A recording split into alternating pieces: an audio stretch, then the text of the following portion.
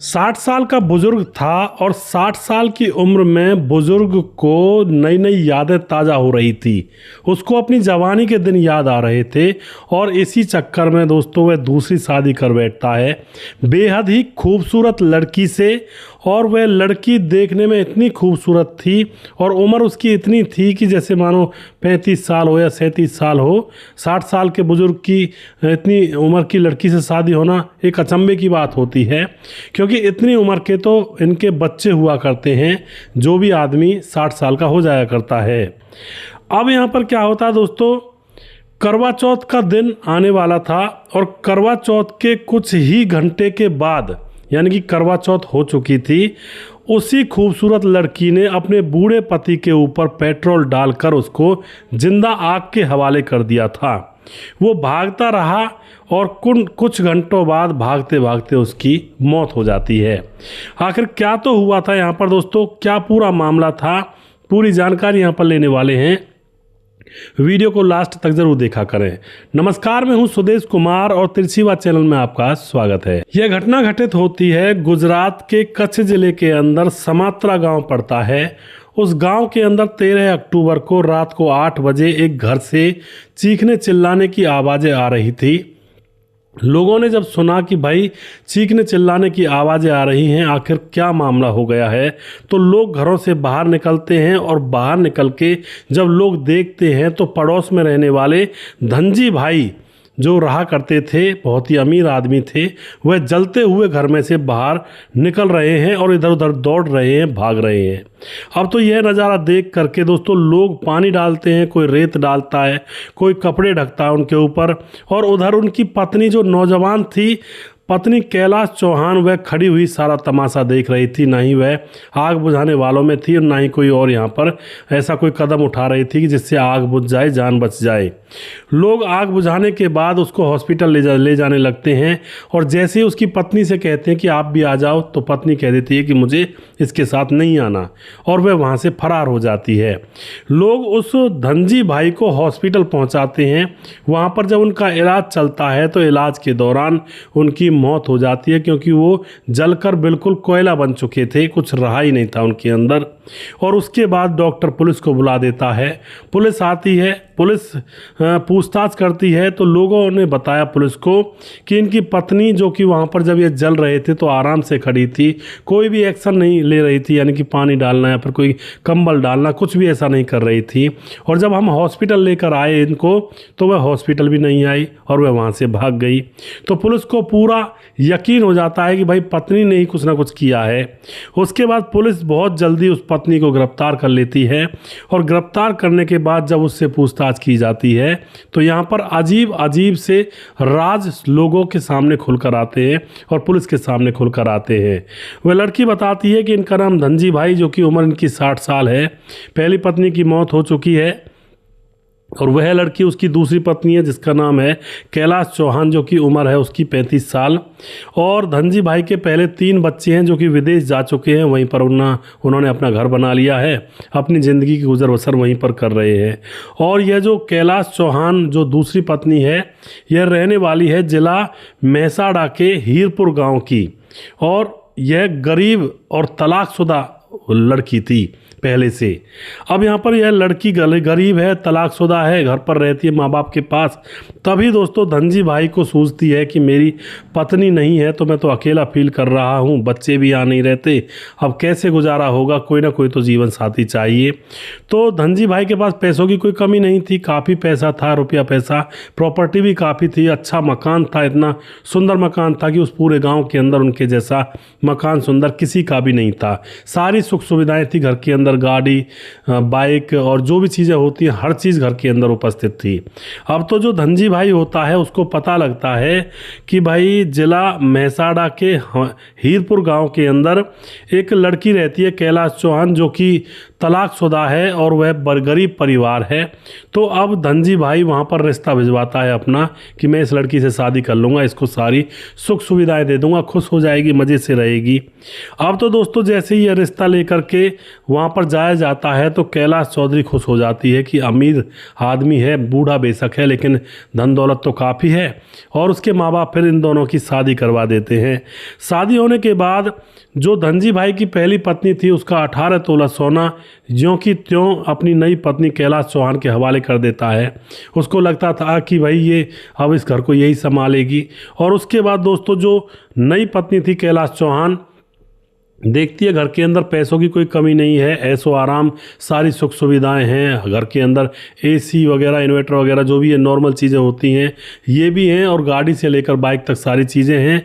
अब तो जो यह लड़की होती है जो कभी भी अमीर नहीं बनी थी, जीवन में भूखी थी पहले से ही, अब यह एकदम से टौर में आ जाती है। और अब यह जहाँ पर 100 रुपये खर्च होते वहाँ पर यह 1000 रुपये खर्च कर दिया करती, बिना मतलब के पैसे को पानी की तरह बहाने लगती है। और इसका धनजी भाई इसको पैसे दे रहा था। इस तरह से अब धीरे धीरे समय गुजरता है तो इसको पैसे उठाने की बहुत ज़्यादा लत लग जाती है और बहुत सारे पैसे उठाया करती। और दोस्तों अब यह एक मकान भी खरीद लेती है नया, और उस मकान को अपने नाम करवाती है। और उसके पैसे देने थे धनजी भाई को, यानी कि उसके पति को। लेकिन दोस्तों उसका पति उसको नोटिस कर रहा था पिछले 6 महीने से कि यह अब मेरे घर को अपना घर समझती ही नहीं है, बस इसको पैसे चाहिए खर्चे के लिए, और उन पैसों को ताश की पत्तियों की तरह उड़ा देती है और शाम को फिर से खाली की खाली। तो वह समझ जाता है कि यह सिर्फ पैसों के चक्कर में इसने मुझसे शादी की है, इसको मेरे साथ कोई रिश्ता विश्ता नहीं निभाना है, क्योंकि इसने मकान लिया और अपने नाम मकान कर लिया। अब उसके बाद धनजी भाई जो होते हैं वे कहते हैं कि तुम्हें मकान लेने की ज़रूरत क्या थी, क्योंकि मेरे पास इतना बड़ा आलीशान मकान है, घर है, ये तुम्हारा ही तो है, तुम नया मकान लेकर करोगी क्या। अब इस बात को लेकर के धनजी भाई समझ गए थे कि यह लालची औरत है। और दोस्तों अब इन दोनों की आपस में बहस होती है, और बहस होते होते अब ऐसा माहौल हो जाता है घर के अंदर, टॉक्सिक माहौल, कि अब जब यह लड़की कैलाश चौहान जब खर्चा के लिए पैसा मांगा करती है तो इसका पति धनजी भाई अब इसको एक भी पैसा देने से एक भी पैसा इसको नहीं देता है, पैसे देने से इनकार कर देता है। और कहता है कि तू तो बस पैसों को ऐसे ही बर्बाद करती है, मैंने गलती कर दी तेरे साथ शादी करके, क्योंकि तू इस लायक है ही नहीं, इतनी सुख सुविधाएं मिलते ही तू तो आसमान में उड़ने लगी। तू जानती ही क्या है ये सुख सुविधाएं कितनी मेहनत से और लगन से कमाना पड़ता है, तब जाकर ये इकट्ठा होती हैं, और तू तो बस पैसों की अहमियत नहीं समझती, उनको ऐसे उड़ा देती है जैसे हवा में ताश की पत्तियां उड़ जाया करती हैं। अब तो यह बातें उस महिला को गंदी लगने लगती हैं, बुरी लगने लगती हैं, लेकिन वह करे भी तो करे क्या, वह अपने पति के ऊपर बहुत गुस्सा करती है मन ही मन, लेकिन अभी कुछ कह नहीं पाती है, कहे भी तो क्या कहे। कुछ थोड़ी बहुत इनके बीच में झगड़ा होता है, कहती है कि और मैं ही तो हूँ तुम्हारी पत्नी, किसी और को दोगे क्या इन चीज़ों को। अब तो दोस्तों धीरे धीरे समय गुजरता है और अब आ जाता है करवा चौथ का दिन। और उससे पहले जो यह पत्नी होती है धनजी भाई से पैसे मांगती है करवा चौथ के सामान के लिए। धनजी भाई कह देता है कि नहीं नहीं, हमें नहीं रखवानी करवा चौथ, आराम से घर में रहो, कोई ज़रूरत नहीं है, और तुम्हारे पास बहुत सारे कपड़े हैं, इतने कपड़ों का क्या करोगी, पूरा घर भर दिया है तूने कपड़ों से, जूते चप्पल लत्तों से और अपने सामान से। लेकिन दोस्तों यहाँ पर यह औरत पैसे मांगती थी, मान के चलो अगर 2000 रुपये खर्च हो रहे हैं कहीं किसी काम के लिए, तो यह 10,000 रुपये लिया करती थी, 2000 से उस काम को कर लिया करती और 8,000 रुपये अपनी जेब में रख लिया करती। इस तरह से पैसा जो होता है उसको इकट्ठा करने में लगी हुई थी। लेकिन धनजी भाई जान चुके थे, वह मना कर देते हैं पैसा देने से, और उसके बाद करवा चौथ निकल जाती है। करवा चौथ निकलने के बाद जो पत्नी थी कैलाश चौहान, उसके मन में एक कसक बन गई थी कि भाई इसने मुझे करवा चौथ के लिए पैसे नहीं दिए, बहुत गलत किया मेरे साथ। और इसी बात को लेकर के दोस्तों अब यहाँ पर क्या होता है, 11 अक्टूबर को शाम को 8 बजे इन दोनों के बीच में झगड़ा होता है। पत्नी कहती है कि जब तुम्हारे बस का नहीं था तो तुमने शादी क्यों की मेरे साथ। पति कहता है कि बस का तो मेरे खूब है, लेकिन मैं ऐसे आवारागर्दी में पैसे नहीं उड़ाने दूंगा, क्योंकि बहुत मेहनत से कमाए हैं, ऐसे नहीं परसते हैं, पैसे पेड़ पे थोड़े लगते हैं, जैसे तुम उड़ाती हो ऐसे तो पैसा कोई नहीं उड़ाता। इस बात को लेकर दोनों के बीच में झगड़ा हो जाता है, और झगड़ा इतना टॉक्सिक हो जाता है कि वहीं पर पेट्रोल की एक शीशी रखी हुई थी, शायद बाइक वगैरह में डालने के लिए ला रखी हो या किसी और काम के लिए रखी हुई हो, अलमारी में से उस शीशी को निकालती है, वह महिला और उसको अपने पति के ऊपर उड़ेल देती है। पति समझ रहा था कि शायद वैसे ही कर रही है और यह मुझे डरा रही है, लेकिन मैं डरूंगा नहीं। इतने में ही दोस्तों वह कुछ आगे सोच पाता उससे पहले तो उसकी पत्नी तीली जलाती है और उसके ऊपर जलती हुई तीली को फेंक देती है और पेट्रोल से भीगा हुआ बदन और ऊपर से माचिस की तीली, फिर तो दोस्तों आपको पता ही है कितनी देर लगती है राख बनने में। और उसके बाद जैसे आग की लपटें उठती हैं तो वह एकदम से घबरा जाता है कि इसने ये क्या कर दिया और वह घर से बाहर की तरफ भागता है, जोर जोर से चिल्लाता है। इतने आस पड़ोस के लोग इकट्ठा हो पाते, इतने तो वह काफ़ी जल चुका था, 90% वह जल ही चुका था। लोगों ने खूब कोशिश भी की, पानी डाला, रेत डाला और जलते हुए को कमर से आग को बुझाने की कोशिश की, लेकिन तब तक मामला खराब हो चुका था। और वहीं पर बाहर खड़ी उसकी पत्नी उसको यह जलते हुए देख रही थी और ये सारा नज़ारा वह अपनी आंखों से देख रही थी। गांव वाले हॉस्पिटल ले जा रहे थे, तब भी वह उनके साथ नहीं चली और वहां से फरार हो जाती है और उसके बाद हॉस्पिटल में इसकी मौत हो जाती है। तो इस तरह से यह मामला लोगों के सामने और पुलिस के सामने खुलकर आता है। और यहाँ पर दोस्तों ये पता लगता है इस घटना से कि भाई बुढ़ापे में जो बिना मेल के शादी होती है, अब ये लड़की थी, तलाकशुदा थी, पहले ही इस धनजी भाई को सोचना चाहिए था कि जो लड़की अपने पति से तलाक लेकर मायके में बैठी है तो कुछ ना कुछ तो उसके अंदर भी अवगुण होंगे। ऐसा तो नहीं है बिल्कुल वह पति ही बेकार हो। जब तलाक होता है तो सिर्फ एक तरफ से नहीं होता है, कोर्ट में भी दोनों तरफ से सहमति होती है तभी तलाक होता है। चलो ये तो कानूनी कार्रवाई रही, लेकिन घर के अंदर जब डिस्प्यूट चलता है, आपस में झगड़े बनते हैं, तो भी दोनों तरफ से ही खोट होता है, तभी झगड़े होते हैं। हालांकि इतना हो सकता है कि किसी की तरफ से खोट कम हो, किसी की तरफ से ज़्यादा हो, लेकिन होता दोनों तरफ से है, क्योंकि ताली कभी एक हाथ से नहीं बजती। तो वहीं पर धनजी भाई समझ जाते कि भाई ये अपने पति को छोड़ करके मायके में पड़ी हुई है तो ये मेरी ही सगी कहाँ से हो जाएगी, कुछ ना कुछ तो इसके अंदर खामियां होंगी। लेकिन उसने इस बात को नहीं सोचा और उसको अपनी पत्नी बनाया, आदर सम्मान दिया, इज्जत दी, पैसे दिए और अपने घर की रानी बना कर रखा। लेकिन इसने एक ही झटके में उसकी जान ले ली, उसको जलाकर मार दिया। दोस्तों कई बार एक कहावत कही जाती है कि भाई अगर दूसरी शादी करनी है ना तो तलाकशुदा औरत से ना करें, क्योंकि वो पहले ही अपने पहले घर में आग लगा चुकी होती है।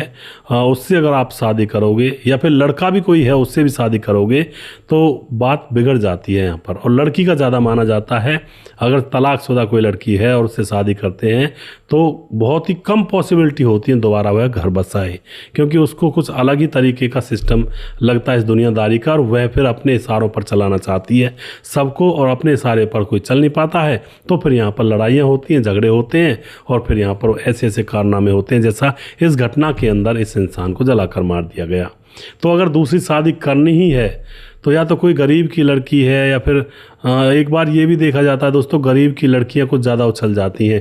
अब ये गरीब की लड़की ही तो थी, जब गरीब की लड़की अमीर घर में जाती है तो बस वो अंबर आसमान एक कर देना चाहती है, भाई अब तो बस मज़े ही मज़े हैं, क्योंकि कभी उन्होंने कोई ऐसा चीज़ देखी नहीं है कि भाई बड़ी बड़ी गाड़ियाँ या फिर बड़े बड़े घर के अंदर अच्छे सोफ़ा सेट वगैरह ऐसी चीज़ें जो होती हैं अमीरों के घर में, तो उनको लगता है कि बस अब तो मैं आसमान को छू लूँगी और फिर उल्टे सीधे कदम हुए उठाती हैं, यानी कि बोरा जाती हैं।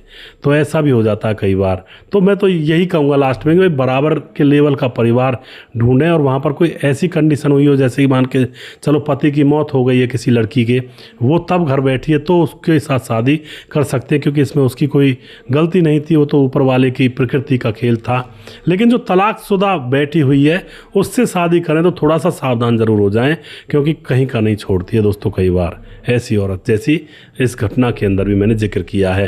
वीडियो के लास्ट में कुछ भाइयों के नाम जरूर लेना चाहूँगा जो भाई हमारे वीडियोज़ को देखते हैं और हमें खूब सपोर्ट करते हैं। हमारे साथ हैं सर जी, बहुत अच्छी कहानी लगती है आपकी, अमरनाथ मौर्य अहमदाबाद से हमारे भाई कमेंट करते हैं, अमरनाथ मौर्य। और उसके बाद हमारे साथ हैं राम मोहम्मद यासीन लाहौर पाकिस्तान से हैं, डॉक्टर भड्डू 88।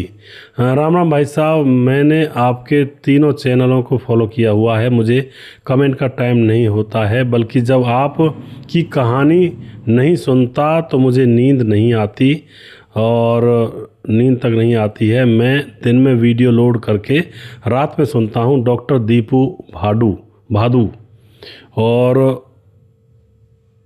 माधव सिंघना सिरसा हरियाणा से। तो बहुत धन्यवाद करते हैं जी डॉक्टर दीपू भादू, और आप इसी तरह से हमें सपोर्ट करते रहें। उसके बाद हमारे साथ दया शंकर सिंह राजपूत कमेंट करते हैं, यूपी 43 गोंडा से हैं। उसके बाद दुर्योधन भाई कमेंट करते हैं, श्यामलाल चौधरी नौकाबीर बीकानेर कमेंट्स करते हैं, और राधेश्याम शर्मा श्री जयपुर राजस्थान से हैं। सोनू शेख कमेंट करते हैं, सुंदरलाल अहिरवार कमेंट करते हैं, ग्राम मठदेव राशि राम थापा कमेंट करते हैं, खेमराज भाटी गुज्जर चट्टी जीवी नगर यूपी 16 से हैं। छगनदास कमेंट करते हैं, और करण बिंद कमेंट करते हैं। जानकी गंगवार हमारी बहन कहती हैं कि अच्छे लोगों के साथ भगवान अच्छा करता है, और देखो बीवी मिली तो जज मिली। जी बिल्कुल जी। और उसके बाद अनिल कुमार कमेंट करते हैं, और उसके बाद सुशांत कुमार गुरु कमेंट करते हैं, बहुत धन्यवाद करते हैं जी। और रामेश्वर बड़ी से आपकी कहानी बहुत अच्छी लगती है कमेंट करते हैं, लेकिन इन्होंने अपना आईडी में नाम नहीं बताया है, सिर्फ आईडी बनी हुई है, वो भी कुछ गिनतियाँ सी लिखी हुई है उसमें। और उसके बाद कुछ भाई हमारे फेसबुक पर हैं, उनके नाम भी यहाँ पर ले लेता हूँ। हमारे साथ मुनमुन श्रीवास्तव हैं, विजय कुमार हैं, पंकज कुमार हैं, शैलजा जायसवाल हैं, और रजत सैनी कमेंट करते हैं, और बहुत बढ़िया हुआ जी।